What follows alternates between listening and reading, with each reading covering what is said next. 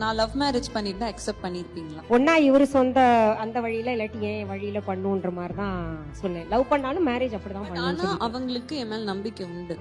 நான் லவ் ஐயோ பண்ணா பண்ண கரெக்ட். மாட்டேன்ட்டாங்க. நான் சொன்னேன் கல்யாணம் வேண்டாம், லவ் பண்ணியாவது பண்ணி தொலையாண்டி அப்படின்னு. நான் ஒரு பாயிண்ட்ல கல்யாணமே வேண்டான்னு சுத்திட்டு இருந்தப்போ நீ லவ் மேரேஜாவது பண்ணுமா அப்படின்ட்டாங்க. அண்ட் நான் லவ் பண்ணிருந்தனாலும் நான் கரெக்டான ஆளை சூஸ் பண்ணிருப்பேன்ற நம்பிக்கை அவங்களுக்கு இருக்கு. அதுக்கு எனக்கே ஆன்சர் தெரியும். நாளைக்கு தான் ஆன்சர். சரி, அந்த கொஸ்டின் இப்ப இவங்களுக்கு இவங்க கேட்டா என்ன சொல்வீங்க? அவங்க கல்யாணம் பண்ணிட்டாங்க, மேக்கா லவ் மேரேஜ் பண்ணா ஒத்துப்பீங்களா? கட்டாயம் மாட்டேன். மேக்கா வெரி டிஃபிகல்ட்டா, ஓகேவா? கல்யாணமே வேண்டாம், நான் இப்பதான் செகண்ட் இயர் வந்திருக்கேன், பாவம்னா.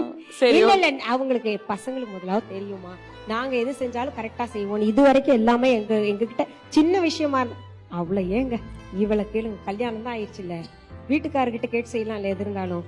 அம்மா நான் அடுத்தது என்ன படிக்கட்டுமா எம்டில, அப்பா நீங்களும் சஜஷன் கொடுங்க.